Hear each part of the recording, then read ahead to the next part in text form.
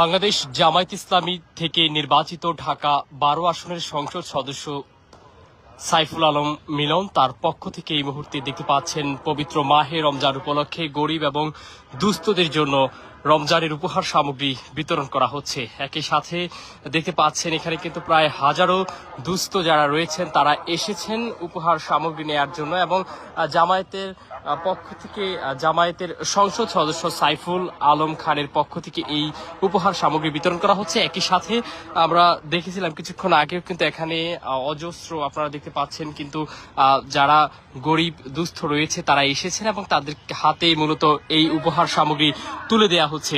এবং কিছুক্ষণ আগেও কিন্তু এখানে আমরা দেখেছিলাম ইসলামী ছাত্র শিবিরের কেন্দ্রীয় নেতৃবৃন্দ এসেছেন এবং এখানে মূলত সাইফুল আলম খান তিনি ছাত্র শিবিরের সাবেক কেন্দ্রীয় সভাপতি হিসেবে দায়িত্ব পালন করেছিলেন এবং গতকালকেই কিন্তু শপথ গ্রহণ করেছেন তিনি জাতীয় সংসদ ভবনে।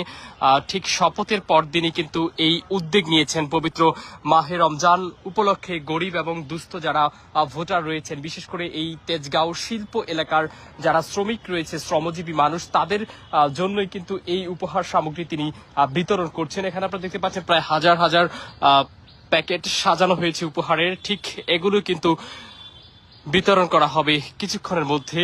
সাধারণ যারা রয়েছেন এখানে এসেছেন দুস্থ এবং এই তেজগাঁও শিল্প এলাকার যারা শ্রমিক রয়েছেন তাদের কাছে কিন্তু বিতরণ করা হবে। দেখতে পাচ্ছেন এই মুহূর্তে সরাসরি এনপিবি লাইভে আপনাদেরকে দেখানোর চেষ্টা করছি তেজগাঁও থেকে সরাসরি।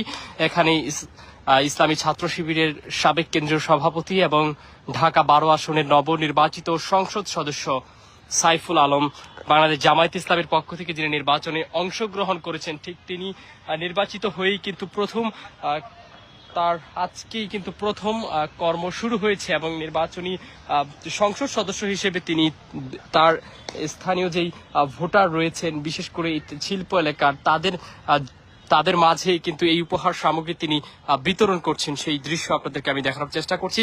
হাজার হাজার মানুষের জন্য এই আয়োজন করেছেন। একই সাথে যারা মূলত এখানে আসছেন দুস্থ তাদেরকে কিন্তু যাচাই বাছাই শেষে তাদের হাতে এই উপহার সামগ্রী তুলে দিচ্ছেন।